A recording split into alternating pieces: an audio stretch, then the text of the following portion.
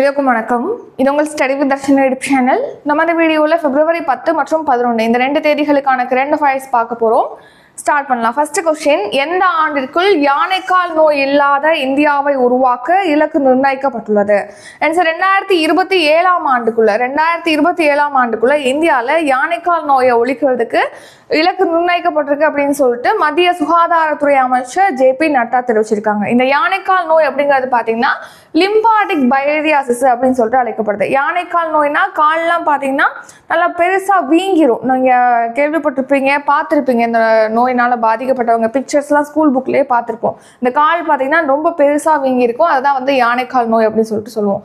So இப்போது நிணநீர் யானைக்கால் நோய் அப்படிங்கிறது பார்த்தீங்கன்னா நம்ம நாட்டில் வந்து ஒரு 13 மாநிலங்களை சேர்ந்த 111 மாவட்டங்களில் தீவிரமாக இந்த நிணநீர் யானைக்கால் நோயினால் பாதிக்கப்பட்டிருக்கு. அதில் நம்ம தமிழ்நாடும் இந்த 13 மாநிலங்களில் ஒரு மாநிலமாக இடம்பெற்றிருக்கு. ஸோ இந்த மாநிலங்களில் யானைக்கால் நோயை ஒழிக்கிறதுக்காக அதுக்கான மருந்துகளை வழங்கணும், வீடு தேடி மருந்துகளை வழங்கணும் அப்படிங்கிறதுக்கான முன்னெடுப்புகள் தொடங்க போகிறோம் அப்படின்னு சொல்லிட்டு சுகாதாரத்துறை அமைச்சர் JP நட்டா தெரிவிச்சிருக்காரு. இந்த யானைக்கால் நோய் பார்த்தீங்கன்னா லிம்பாட்டிக் பைலேரியாசிஸ் அப்படின்னு சொல்லிட்டு அழைக்கப்படுது. இந்த நோய் வந்து பைலேரியா நுண்புழுனால ஏற்படுது. இந்த நோய் எப்படி பரவுது அப்படின்னா கொசுக்கள் மூலமாக தான் மனிதர்கள்ட்ட பரவுது அப்படின்னு சொல்லிட்டு தெரிவிச்சிருக்காங்க. இந்த நோயால் பாதிக்கப்பட்டவங்களுக்கு தோல் திசுக்கள் பார்த்தீங்கன்னா வீக்கம் பெறும். அதாவது குறிப்பாக பார்த்தீங்கன்னா கால்கள், ஆண் இனப்பெருக்க உறுப்பு வந்து ரொம்பவே தடிப்பாக ரொம்ப வீக்கமாயிரும். இது இந்த யானைக்கால் நோயால் பாதிக்கப்பட்டவங்க. ஸோ இந்த யானைக்கால் நோய் வந்து ஒரு வெப்பமண்டல காலநிலையில தான் இது பரவுது. அதிகமாக எங்கே எப்போ பரவுதுன்னா வெப்பமண்டல காலநிலையில பரவுதுன்னு சொல்லிட்டு தெரிவிச்சிருக்காங்க. ஸோ இதுக்காக பார்த்தீங்கன்னா February 10 இலவசமாக மருந்துகள் கிடைக்கும் அப்படின்னு சொல்லியிருக்காங்க. ஆண்டுக்கு 2 தடவை இதுக்கான மருந்துகளானது வழங்கப்படும் சொல்லிட்டு தெரிவிச்சிருக்காங்க. அடுத்து இரண்டாவது கேள்வி, ஏரோ இந்தியா கண்காட்சி எங்கு தொடங்கப்பட்டுள்ளது? ஆன்சர் பெங்களூரு.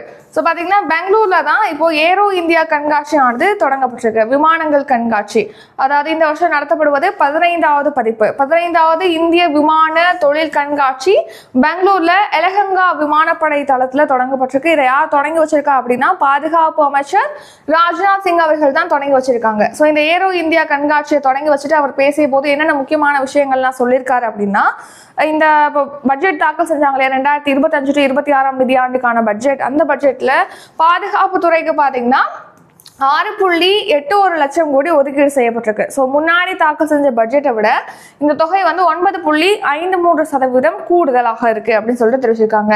அடுத்த உள்நாட்டு பாதுகாப்பு தொழில் உற்பத்தியோட மதிப்பு, பாதுகாப்பு தளவாடங்களுடைய உற்பத்தி மதிப்பு அப்படிங்கிறது 1.25 லட்சம் கோடியாக உயர்ந்திருக்குன்னு சொல்லியிருக்காங்க. அதே மாதிரி பாதுகாப்பு தளவாடங்களை வெளிநாடுகளுக்கு ஏற்றுமதி செய்யறாங்க இல்லையா, ஸோ அது பார்த்தீங்கன்னா நம்ம இந்தியாவிலே இது வரைக்கும் இல்லாத அளவுக்கு எவ்வளோ கோடி அதிகரிச்சிருக்கு இந்த ஏற்றுமதி மதிப்புனா 21,000 கோடியாக உயர்ந்திருக்கு. ஸோ ஃபர்ஸ்ட் டைம் இவ்வளோ அளவுக்கு பாதுகாப்பு தளவாடங்களுடைய ஏற்றுமதி அதிகரிச்சது வந்து இதுதான் ஃபர்ஸ்ட் டைம்.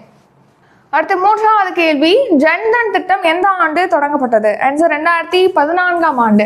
ஸோ ஜன்தன் திட்டம், ஜன்மன் திட்டம் சொல்லிட்டு ரெண்டுமே கேள்விப்பட்டிருப்போம். ஜன்மன் அப்படிங்கிறது பழங்குடியினருக்கான திட்டம், ஜன்தன் அப்படிங்கிறது என்னன்னா வங்கி கணக்குகளை வந்து தொடங்குவதற்கான திட்டம். ஸோ பார்த்தீங்கன்னா இப்போ வங்கி கணக்குன்னு ஒன்று இருந்தால் தான் நிறைய ஸ்கீம் வந்து இப்போ செயல்படுத்துறது பாசிபிளாக இருக்கும். இப்போ நம்ம நேரடியாக பயனாளிகளுக்கு நிதி உதவி வழங்கணும் அப்படின்னா வங்கி கணக்கு அப்படிங்கிறது ரொம்ப இம்பார்ட்டண்டாக தேவைப்படுது. இப்போ ஃபார் எக்ஸாம்பிள் பார்த்தீங்கன்னா PM கிஷான் கீழ் வந்து விவசாயிகளுக்கு மத்திய அரசு ஒவ்வொரு வருஷமும் 6,000 ரூபாய் வந்து 3 தவணைகளாக வழங்கிட்டு வராங்க. ஸோ இப்போ விவசாயிகிட்ட வங்கி கணக்கே இல்லை அப்படின்னா இந்த 6,000 ரூபாயை எப்படி செலுத்த முடியும்? ஸோ செலுத்த முடியாது. ஸோ அப்போ ரொம்ப தேவைப்படுது, அடிப்படை தேவையா என்ன இருக்கு அப்படின்னா வங்கி கணக்கு. அரசாங்கத்துடைய திட்டங்கள் வந்து பயனாளியை சென்றடையணும்னா வங்கி கணக்குங்கிறது ரொம்ப இம்பார்ட்டன்ட். ஸோ அதனால 0 பேலன்ஸ்ல ஒரு வங்கி கணக்கை அனைவருமே தொடங்கும் வகையில் இந்த ஜன்தன் திட்டம் 2014 ஆண்டு தொடங்கினாங்க.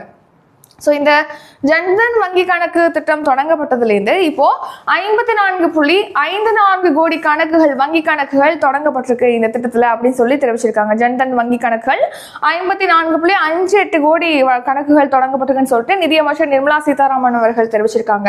ஸோ அது மட்டும் இல்லாமல் பார்த்தீங்கன்னா இதில் 30.37 கோடி பேர், அதாவது 55.7% வங்கி கணக்குகள் வந்து பெண்களோட பேரில் ஓப்பன் பண்ணியிருக்காங்க அப்படின்னும் தெரிவிச்சிருக்காங்க. ஸோ இந்த பிரதான் மந்திரி ஜன்தன் யோஜனா, ஜன்தன் திட்டம் எப்போ ஸ்டார்ட் பண்ணாங்கன்னா 2014 ஆகஸ்ட் 28 ஸ்டார்ட் பண்ணியிருக்காங்க. அடுத்து பிரதமரின் ஜீவன் ஜோதி ஆயுள் காப்பீட்டு திட்டம். ஸோ ஜீவன் ஜோதி ஆயுள் காப்பீடு திட்டம் அப்படிங்கிறது என்னன்னா, இப்போ எந்த ஒரு காரணத்தினாலும் அவங்க உயிரிழக்கிறாங்க, உடல்நிலை சரியில்லாமல் இல்லைன்னா சாலை விபத்துனால இந்த மாதிரி பல்வேறு காரணங்களால உயிரிழக்கிறாங்க இல்லையா. ஸோ எந்த காரணங்களாலையும் இந்த திட்ட பயனாளி உயிரிழக்கிறாங்க அப்படின்னா அவங்களுக்கு இன்சூரன்ஸ் தொகையானது வழங்கப்படுகிறது. ஸோ மொத்தமாக இந்த திட்டத்தில் பார்த்தீங்கன்னா 22.52 கோடி பேர் வந்து இந்த திட்டத்தில் சேர்க்கப்பட்டிருக்காங்க இந்த காப்பீடு திட்டத்தில் அப்படின்னு சொல்லிட்டு தெரிவிச்சிருக்காங்க. இந்த ஸ்கீம் வந்து 2015 மே 9 தொடங்கப்பட்டிருக்கு. நெக்ஸ்ட் பார்த்தீங்கன்னா பிரதமரின் சுரக்ஷா பீமா விபத்து காப்பீடு திட்டம். இப்போ இந்த ஜீவன் ஜோதி ஆயுள் காப்பீடு திட்டம்ங்கிறது எந்த வித காரணங்களாலும் உயிரிழக்கிறாங்கன்னா அவங்களுக்கு காப்பீடு அளிக்கப்படுதுன்னு சொல்லி பார்த்தோம். இந்த சுரக்ஷா பீமா திட்டம் அப்படிங்கிறது என்ன, விபத்து காப்பீடு திட்டம். ஸோ விபத்துனால உயிரிழக்கிறாங்க இல்லைன்னா விபத்துனால ஊனமுற்றவங்களா மாறுறாங்க, அதாவது முழு ஊனமுற்றவங்க பகுதி அளவு ஊனமுற்றவா மாறாங்கன்னா அவங்களுக்கு இன்சூரன்ஸ் வந்து வழங்கப்படுது. ஸோ அதன்படி பார்த்தீங்கன்னா இப்போ பிரதமரின் சுரக்ஷா பீமா விபத்து காப்பீடு திட்டத்தில் சாலை விபத்தினால பாதிக்கப்பட்டு உயிரிழக்கிறாங்க இல்லைன்னா ஃபுல் டிசபிலிட்டி முழு உடல் ஊனம் பெறாங்க அடைகிறாங்க அப்படின்னா அவங்களுக்கு 2 லட்சம் ரூபாய் காப்பீடு அளிக்கப்படுது. பகுதி அளவு ஊனமுற்றவங்களா இருக்காங்க அப்படின்னா அவங்களுக்கு 1 லட்சம் ரூபாய் வழங்கப்படுது. விபத்தினால பாதிக்கப்பட்டவங்களுக்கு இன்சூரன்ஸ் இந்த திட்டத்தில். ஸோ இந்த ஸ்கீம்ல பார்த்தீங்கன்னா 49.12 கோடி பேர் வந்து இணைஞ்சிருக்காங்க. அதுல 22.84 கோடி பேர் வந்து பெண்கள். ஸோ அந்த ஸ்கீம்ல 10 கோடிக்கும் மேற்பட்ட பெண்கள் வந்து இடம்பெற்றிருக்காங்க, சேர்ந்திருக்காங்க. நெக்ஸ்ட் டிசம்பர் மாத நிலவரப்படி 2024 ஆண்டு டிசம்பர் 31 நிலவரப்படி பார்த்தீங்கன்னா அடல் ஓய்வூதிய திட்டத்தில் மொத்தமா 7.2 கோடி பேர் வந்து இணைஞ்சிருக்காங்கன்னு சொல்லிட்டு தெரிவிச்சிருக்காங்க. இதுல பெண்கள் எவ்வளவு பேர்னா 3.44 கோடி பேர். இந்த அடல் பென்ஷன் ஸ்கீம் வந்து 2015 மே மாதம் 9 தொடங்கப்பட்டிருக்கு. இந்த அடல் பென்ஷன் எதுக்காக ஸ்டார்ட் பண்ணாங்கன்னா ஓய்வூதிய திட்டத்தில் இணையாத எந்த ஒரு நபரும் பலன் பெறும் வகையில். ஃபார் எக்ஸாம்பிள் பார்த்தீங்கன்னா இப்போ அரசு ஊழியர்களுக்கு ஓய்வூதியம் இருக்கு, ஆனா இப்போ அமைப்பு சாரா தொழிலாளர்கள், கட்டட தொழிலாளர்கள், விவசாயிகள், அப்புறம் இந்த கிக் பணியாளர்கள் சொல்லுவோம் இல்லையா, அந்த ஜொமேட்டோ இந்த மாதிரி இதில் ஒர்க் பண்ணுவாங்க இல்லையா, அவங்களுக்குலாம் ஓய்வூதியம் கிடையாது. ஸோ அப்போ இந்த மாதிரி ஓய்வூதியம் பெறாத அனைவருக்குமே ஓய்வூதியம் வழங்கணும் அப்படிங்கிறதுக்காக இந்த ஸ்கீம். ஸோ இந்த திட்டத்தில் பார்த்தீங்கன்னா அந்த அமைப்பு சாரா தொழிலாளர்கள் வந்து 1000 ரூபாய், 2000 ரூபாய், 3000 ரூபாய், 4000 ரூபாய்ன்னு சொல்லிட்டு அவங்களுடைய தவணையை வந்து செலுத்திக்கிட்டே வந்தாங்கன்னா அவங்களுடைய 60 வயது அடையும் போது ஓய்வூதியமானது அவங்களுக்கு வழங்கப்படும். ஸோ இதுதான் அடல் ஓய்வூதிய திட்டம். நெக்ஸ்ட் 4வது கேள்வி, ஆளுநரால் குடியரசுத் தலைவருக்கு அனுப்பி வைக்கப்படும் மசோதாவிற்கு எந்த சட்டப்பிரிவின் படி குடியரசுத் தலைவர் ஒப்புதல் அளிப்பார்? ஆன்சர் 201. ஸோ நம்ம இந்த சட்டப்பிரிவு 200, 201 பற்றி நம்ம அடிக்கடி பார்த்துட்டு வரோம். என்னன்னா நம்ம தமிழ்நாட்டில் பார்த்தீங்கன்னா ஒரு 10க்கும் மேற்பட்ட மசோதாக்களுக்கு ஆளுநர் வந்து ஒப்புதல் அளிக்காம அப்படியே நிறுத்தி வச்சிருக்காங்க அப்படின்னு சொல்லிட்டு 2023 உச்சநீதிமன்றத்தில் மனு தாக்கல் செஞ்சிருப்பாங்க. அதை வந்து உச்சநீதிமன்றம் விசாரிச்சுட்டு வராங்கன்னு சொல்லிட்டு நம்ம பார்த்துருப்போம். இப்போ வந்து தீர்ப்பை தள்ளி வச்சிருக்காங்க, தீர்ப்பு எந்த தேதின்னு சொல்லாம தள்ளி வச்சிருக்காங்க இந்த கேஸ் தொடர்பா. ஸோ அதனாலதான் இந்த சட்டப்பிரிவு பத்தி பார்க்கிறோம். இப்போ சட்டப்பிரிவு 200 அப்படிங்கிறது என்ன சொல்லுதுன்னா, இப்போ ஒரு மசோதா வந்து மாநில சட்டப்பேரவையில் நிறைவேற்றப்பட்டு ஆளுநருடைய ஒப்புதலுக்கு அனுப்பி வைக்கப்படுது. ஸோ அந்த மசோதாவுக்கு ஆளுநர் வந்து இந்த சட்டப்பிரிவு 200 படி ஒப்புதல் அளிக்கலாம், இல்லைன்னா குடியரசுத் தலைவருக்கு அனுப்பி வைக்கலாம், குடியரசுத் தலைவர் ஒப்புதல் அளிக்கிறதுக்காக அனுப்பி வைக்கலாம், இல்லைன்னா ஒரு சில மாற்றங்கள் மேற்கொள்ளணும், இதில் திருத்தம் மேற்கொள்ளணும் அப்படின்னு சொல்லிட்டு பரிந்துரை அளித்து மறுபடியும் சட்டப்பேரவைக்கு அனுப்பி வைக்க முடியும். ஸோ இந்த மாதிரியான விஷயங்களை மேற்கொள்ள முடியும்.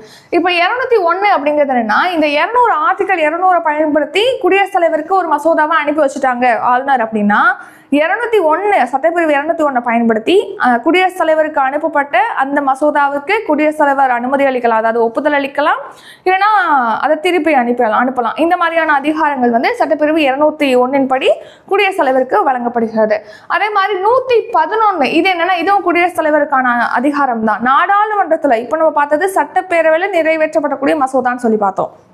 ஸோ இதுவே நாடாளுமன்றத்தில் ஒரு மசோதா நிறைவேற்றப்படுது, அது வந்து குடியரசுத் தலைவரோட ஒப்புதலுக்கு அனுப்பி வைக்கப்படுது அப்படிங்கிற பட்சத்தில் அதுக்கு சட்டப்பிரிவு 111 படி குடியரசுத் தலைவர் வந்து ஒப்புதல் அளிக்கலாம், நிறுத்தி வைக்கலாம், இல்லைன்னா திருத்தங்கள் மேற்கொள்ள சொல்லி அதை திருப்பி அனுப்பலாம். ஸோ இந்த மாதிரியான விஷயங்கள் இந்த சட்டப்பிரிவில் வந்து குடியரசுத் தலைவருக்கு அதிகாரம் வழங்கப்பட்டிருக்கு.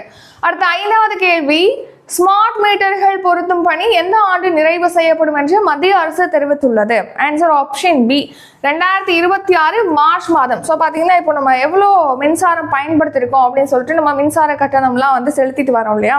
ஸோ அதுக்கு பதில் அந்த மின்சாரத்தை வந்து அளக்க பயன்படுத்துறாங்களே கருவி, அதுதான் ஸ்மார்ட் மீட்டர்.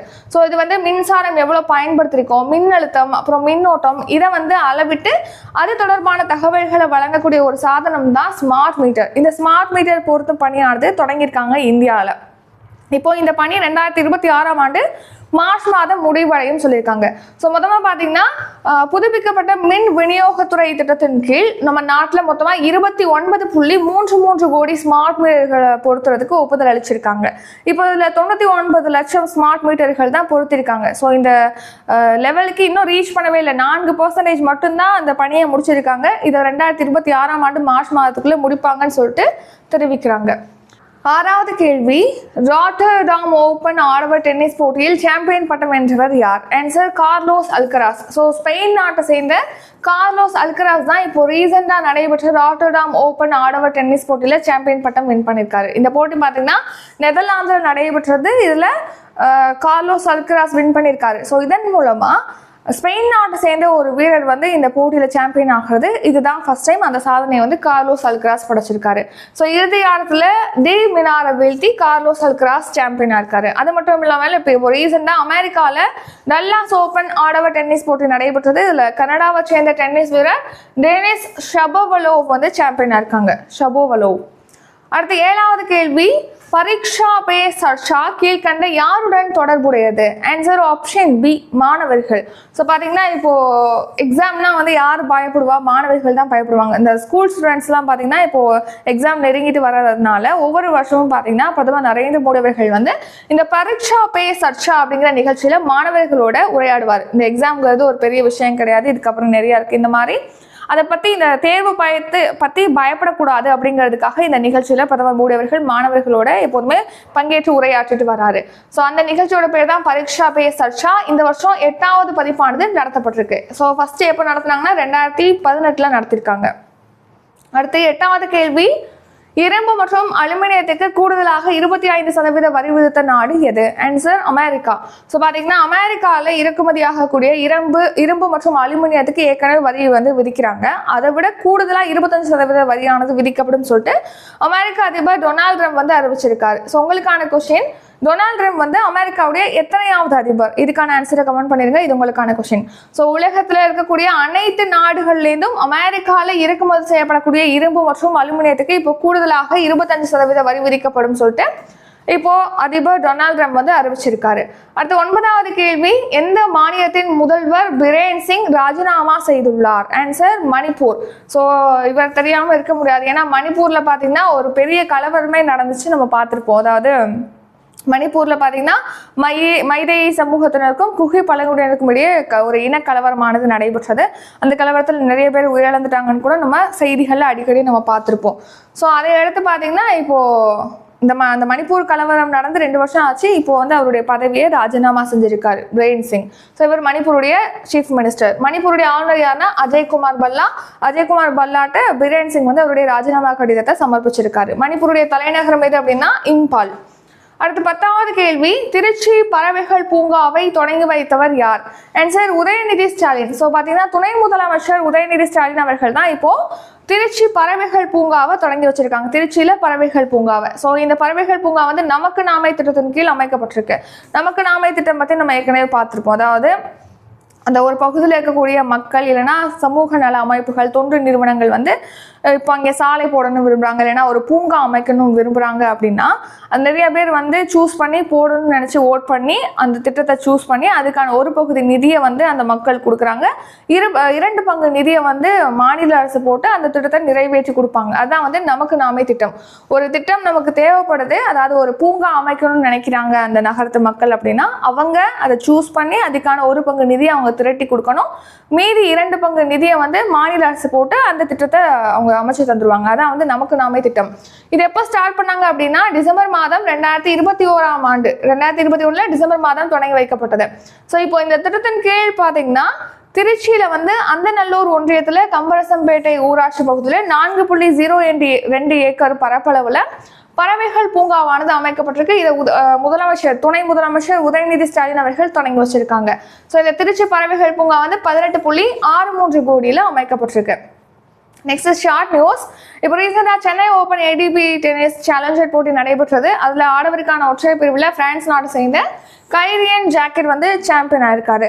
அடுத்து அமெரிக்காவிலிருந்து வெளியாகக்கூடிய சர்வதேச இதழில் பார்த்தீங்கன்னா உலகின் தலை சிறந்த கல்லூரிகள் பட்டியலானது ரிலீஸ் பண்ணியிருக்காங்க, மருத்துவ கல்லூரிகள். அதில் 60வது இடத்துக்கு பார்த்தீங்கன்னா சென்னை மருத்துவக் கல்லூரி தேர்வாயிருக்கு. நெக்ஸ்ட் ரிவிஷன் பார்க்கலாம். 10ஆம் தேதி 11ஆம் தேதிக்கான ரிவிஷன் பார்க்கலாம். அதுக்கு முன்னாடி பார்த்தீங்கன்னா இன்னைக்கு வந்து ஹோல் டெஸ்ட் பேட்ச் வந்து ஸ்டார்ட் ஆகுது. குரூப் 2, குரூப் 2A, குரூப் 4 படிக்கிறவங்களுக்காக ஹோல் பேட்ச் ஸ்டார்ட் ஆகுது. அதுக்கான ஃபீஸ் வந்து 999. ஓல்டு ஸ்டூடெண்டாக இருந்தால் 899 தான் ஃபீஸ். நாளைக்கு வந்து டெஸ்ட் நடக்கும். 12ஆம் தேதி வந்து ஃபர்ஸ்ட் டெஸ்ட் நடக்கும். ஸோ இதை பற்றி ஆல்ரெடி நம்ம டீட்டெயில் உள்ள வீடியோ அப்லோட் பண்ணியிருக்கோம். நீங்கள் என்ன செக் பண்ணலாம், யூடியூப்ல செக் பண்ணி பார்த்துக்கலாம். அடுத்து பார்த்தீங்கன்னா 20ஆம் தேதி வந்து கரண்ட் அஃபேர்ஸ் லைவ் கிளாஸ் வந்து ஸ்டார்ட் பண்ணுறோம். லாஸ்ட் இயர் ஜூலை டு இந்த இயர் ஜூன் வரைக்கும் 12 மந்த்துக்கான கரண்ட் அஃபேர்ஸ் கிளாஸ். இதுக்கான ஃபீஸ் டீட்டெயில் வந்து டிஸ்கிரிப்ஷனில் கொடுத்துருக்கோம், செக் பண்ணி பார்த்துக்கலாம். அடுத்து 25ஆம் தேதி பார்த்தீங்கன்னா new book Tamil test batch வந்து ஸ்டார்ட் ஆகுது. 27ஆம் தேதி வந்து old book Tamil test batch வந்து ஸ்டார்ட் ஆகுது. அப்கமிங் டெஸ்ட் பேட்ச் பற்றி டீட்டெயிலாக டிஸ்கிரிப்ஷனில் இருக்குது, செக் பண்ணி பார்த்துக்கோங்க. இப்போ நம்ம ரிவிஷன் பார்க்கலாம். ஃபர்ஸ்ட் கொஸ்டின், எந்த ஆண்டிற்குள் யானைக்கால் நோய் இல்லாத இந்தியாவை உருவாக்க இலக்கு நிர்ணயிக்கப்பட்டுள்ளது? ஆன்சர் 2027ஆம் ஆண்டுக்குள். இரண்டாவது கேள்வி, ஏரோ இந்தியா கண்காட்சி எங்கு தொடங்கப்பட்டுள்ளது? Answer option C, Bengaluru. மூன்றாவது கேள்வி, ஜன்தன் திட்டம் எந்த ஆண்டு தொடங்கப்பட்டது? ஆன்சர் ஆப்ஷன் ஏ, 2014ஆம் ஆண்டு. நான்காவது கேள்வி, ஆளுநரால் குடியரசுத் தலைவருக்கு அனுப்பி வைக்கப்படும் மசோதாவிற்கு எந்த சட்டப்பிரிவின்படி குடியரசுத் தலைவர் ஒப்புதல் அளிப்பார்? ஆன்சர் சட்டப்பிரிவு 201. ஐந்தாவது கேள்வி, ஸ்மார்ட் மீட்டர்கள் பொருத்தும் பணி எந்த ஆண்டு நிறைவு செய்யப்படும் என்று மத்திய அரசு தெரிவித்துள்ளது? ஆன்சர் 2026ஆம் ஆண்டு மார்ச் மாதம். ஆறாவது கேள்வி, ராட்டர்டாம் ஓபன் ஆடவர் டென்னிஸ் போட்டியில் சாம்பியன் பட்டம் வென்றவர் யார்? Answer option A, Carlos Alcaraz. ஏழாவது கேள்வி, பரீட்சா பே சர்ச்சா கீழ்கண்ட யாருடன் தொடர்புடையது? ஆன்சர் ஆப்ஷன் பி, மாணவர்கள். எட்டாவது கேள்வி, இரும்பு மற்றும் அலுமினியத்துக்கு கூடுதலாக 25% வரி விதித்த நாடு எது? Answer option A, America. ஒன்பதாவது கேள்வி, எந்த மாநிலத்தின் முதல்வர் பிரேன் சிங் ராஜினாமா செய்துள்ளார்? ஆன்சர் மணிப்பூர். பத்தாவது கேள்வி, திருச்சி பறவைகள் பூங்காவை தொடங்கி வைத்தவர் யார்? ஆன்சர் உதயநிதி ஸ்டாலின். இத்துடன் இன்றைக்கான கரண்ட் அஃபேர்ஸ் வீடியோ நிறைவடைகிறது. இந்த வீடியோ உங்களுக்கு பிடிச்சிருந்தா லைக் பண்ணுங்க, ஷேர் பண்ணுங்க. நம்ம சேனலை நீங்க இன்னும் சப்ஸ்கிரைப் பண்ணலன்னா மறக்காம சப்ஸ்கிரைப் பண்ணிக்கோங்க. நன்றி, வணக்கம்.